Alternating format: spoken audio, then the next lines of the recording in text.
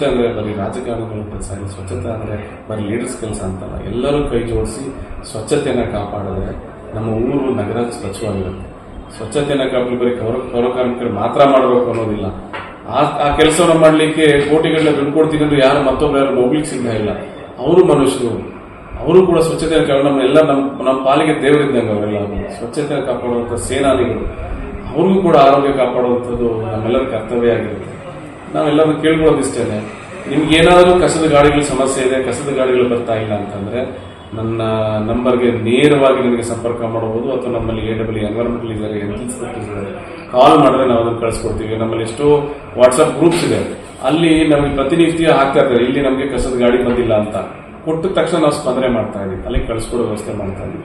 ಇಲ್ಲಿ ನಮ್ಮ ಮನೆ ಮುಂದ್ಗಡೆ ಕಸದ ರಾಶಿ ಹಾಕ್ತಾ ಇದ್ದಾರೆ ಅಂತ ನಾವು ನೈಟ್ ಬೀಟ್ಸ್ ನ ಕೂಡ ಮಾಡ್ತಾ ಇದೀವಿ. ಪ್ರತಿ ರಾತ್ರಿ ನಾವು ನೈಟ್ ಬೀಟ್ಸ್ ಮಾಡೋದು, ನೈಟ್ ಬೀಟ್ಸ್ ಮಾಡಿ ಅಲ್ಲಿ ಸಿಕ್ಕದವ್ರಿಗೆ ಅವೇರ್ನೆಸ್ ಕೊಟ್ಟು ಮತ್ತೆ ಇಲ್ಲಿ ಕಸ ಆಗಬಾರ್ದು ಅಂತ ಅವೇರ್ನೆಸ್ ಕೂಡ ಕೊಡ್ತಾ ಇದೀವಿ.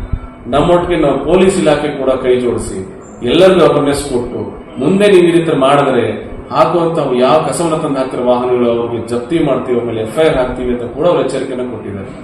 ಮುಂದಿನ ದಿನಗಳಲ್ಲಿ ನಾವು ಸ್ವಚ್ಛತೆ ಮಾಡಿದ ಕಡೆ ಮತ್ತೆ ಗಲೀಜು ಮಾಡ್ತಾ ತಗೊಂಬಂದ ಕಸಗಳು ಹಾಕ್ತಾ ಇದ್ರೆ ಯಾರು ಹಾಕ್ತಾರೆ ಅಂತ ಗೊತ್ತಾದಲ್ಲಿ ಆ ಕಸವನ್ನ ತಗೊಂಬಂದು ಅವರ ಅಂಗಡಿ ಮುಂದೆನೆ ಇಲ್ಲ ಅವರ ಮನೆ ಮುಂದೆ ಸುರಿತೀವಿ. ಅದನ್ನ ನಾವು ಯಾರು ಕ್ಲೀನ್ ಮಾಡೋದಿಲ್ಲ. ಕಸವನ್ನ ಪಕ್ಕದವ್ರ ಮನೆ ಹಾಕ್ಬಿಟ್ಟು ನನ್ನ ಮನೆ ಸ್ವಚ್ಛವಾಗಿ ಇಟ್ಕೊಳ್ತೀವಿ ಅಂತ ಹೇಳೋದು ಎಷ್ಟು ಸರಿ.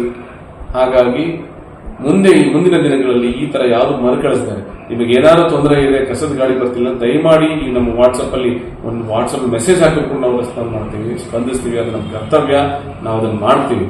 ಮುಂದಿನ ದಿನಗಳೇನಾದ್ರು ಈ ಕಸಗಳನ್ನ ಹಾಕುವುದು, ರಾಶಿಗಳನ್ನ ಹಾಕಿ ನಮ್ಮ ಜನಗಳ ಸ್ವಾಸ್ಥ್ಯವನ್ನ, ಪರಿಸರವನ್ನ ಹಾಳು ಮಾಡಿದಲ್ಲಿ ಅವ್ರಿಗೆ ಕಠಿಣವಾದಂತಹ ಶಿಕ್ಷೆ ವಿಧಿಸಲಿಕ್ಕೆ ನಾವು ಕ್ರಮ ಕೈಗೊಳ್ತೀವಿ ಅಂತ ಹೇಳ್ತೀವಿ. ಸರಿ, ಮೊದಲನೇದಾಗಿ ನಾವು ಸ್ವಚ್ಛತೆನ ಮಾಡಿಕೊಂಡು ಅಲ್ಲಿ ನೈಟ್ ಬಿಟ್ ಶುರು ಮಾಡಿದ್ವಿ, ಮತ್ತೆ ಕಸ ಹಾಕಿದಂಗೆ ತರಲಿಕ್ಕೆ ಪ್ರಯತ್ನ ಮಾಡ್ತೀವಿ. ಫ್ರೀಕ್ವೆಂಟ್ ಆಗಿ ಎಲ್ಲಿ ಏನಾಗ್ತಿದೆ ಅಂದ್ರೆ ನಮ್ಮಲ್ಲಿ ಅಕ್ಕಪಕ್ಕದಲ್ಲಿ ಇಂಡಸ್ಟ್ರೀಸ್ ಜಾಸ್ತಿ ಇರೋದ್ರಿಂದ ಹಲವಾರು ಜನ ಇಲ್ಲಿಂದ ನೈಟ್ ಶಿಫ್ಟ್ಗೆ ಅಂತ ಹೊರಟೋಗ್ತಾರೆ. ನಮ್ಮ ಕಸದ ಗಾಡಿಗಳು ಬೆಳಗ್ಗೆ ಹೋದಾಗ ಅವ್ರು ಶಿಫ್ಟ್ ಅಲ್ಲಿ ಸಿಗ್ದಿಲ್ಲ ಕಾರಣ ತಂದು ನೈಟ್ ಡಂಪ್ ಮಾಡ್ತಾ ಇರೋದು ಗೊತ್ತಾಗ್ತಿತ್ತು.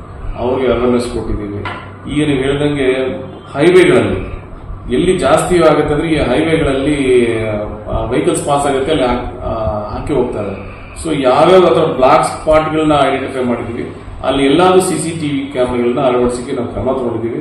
ಇನ್ನ ಶಾರ್ಟ್ಲಿ 1 ಮಂತ್ ಒಳಗಡೆ ಎಲ್ಲಾ ಕಡೆಗೂ CCTV ಟಿವಿಯನ್ನು ನಾವು ಹಾಕಿಸ್ತಾ ಇದ್ದೀವಿ.